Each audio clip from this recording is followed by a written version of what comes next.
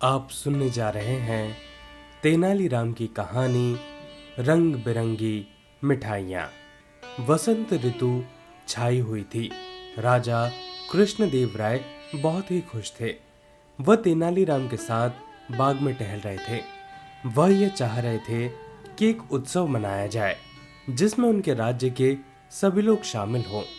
पूरा राज्य उत्सव के आनंद में एकदम डूब जाए। इस विषय में वह तेनालीराम से भी राय लेना चाहते थे। तेनालीराम ने राजा की सोच की प्रशंसा की और इसके बाद राजा ने विजयनगर में राष्ट्रीय उत्सव मनाने का आदेश दे दिया। शीघ्र ही पूरे नगर को स्वच्छ कर दिया गया। सड़कों व इमारतों में रोशनी की व्यवस्था करवाई गई। पूरे नगर को फूलों से सजाया गया। सारे नगर में उत्सव का वातावरण था। इसके बाद राजा ने यह घोषणा करवाई कि राष्ट्रीय उत्सव मनाने के लिए हलवाइयों की दुकानों पर रंग बिरंगी मिठाइयां बेची जाएं। घोषणा के बाद नगर के सारे हलवाई रंगीन मिठाइयां बनाने में व्यस्त हो गए। इस घोषणा के बाद कई दिनों तक तेनालीराम दरबार में नजर नहीं आए।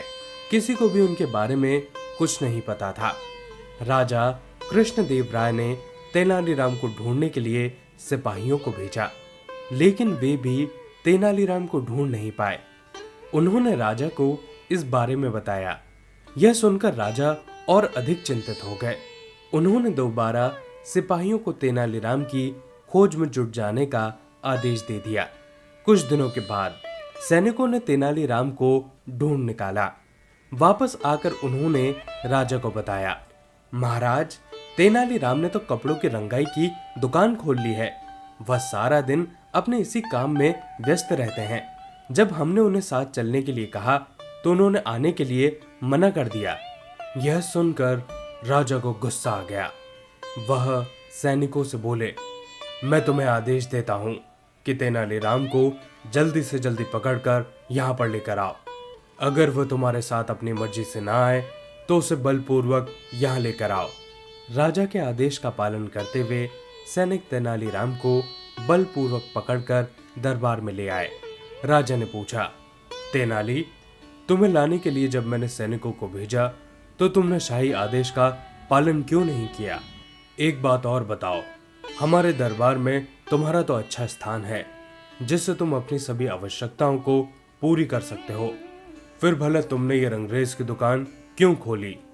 तेनालीराम बोले, महाराज, दरअसल मैं राष्ट्रीय उद्यान के लिए अपने कपड़ों को रंगवाना चाहता था। नगर में बहुत सारे लोग उत्सव में पहनने के लिए अपने कपड़े रंगवाना चाहते हैं। इस काम में अच्छी कमाई है। इससे पहले कि सारे रंगों का इस्तेमाल दूसरे लोग कर लें, मैं रंगाई का काम पूरा कर लेना चाहता था। सभी रंगों के इस्तेमाल से तुम्हारा क्या मतलब है? क्या नगर के सारे लोग अपने कपड़ों को रंगवाना चाहते हैं? राजा ने पूछा। नहीं महाराज, वास्तव में रंगीन मिठाइयां बनाने के लिए जो आपने आदेश दिया था, उसके बाद से नगर में ज्यादातर हलवाई मिठाइयों को रंगने के लिए रंग खरीदने में व्यस्त हो गए। अगर वे सारे रंगों को मिठाई रंगने के लिए खरीद लेंगे तो मेरे कपड़े कैसे रंगे जाएंगे महाराज? इतना सुनते ही राजा को अपनी भूल का एहसास हो गया। वह बोले, तो क्या तुम ये कहना चाहते हो कि मेरा आदेश अनुचित है?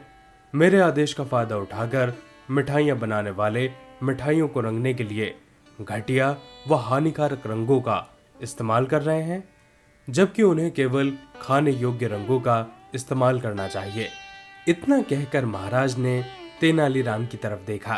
तेनालीराम के चेहरे पर वही चिर परिचित मुस्कुराहट थी। राजा कृष्णदेव राय ने गंभीर होते हुए यह आदेश दिया कि जो कोई भी मिठाई बनाने वाले हानिकारक व रासायनिक रंगों का प्रयोग करेगा उसे कठोर दंड दिया जाएगा। इस तरह तेनालीराम ने अपनी बुद्धि का इस्तेमाल करते हुए विजयनगर के लोगों को बीमार होने से बचा लिया। दोस्तों, ये थी पूरी कहानी। आप सुन रहे थे तेनालीराम की कहानी रंग बिरंगी मिठाइयाँ।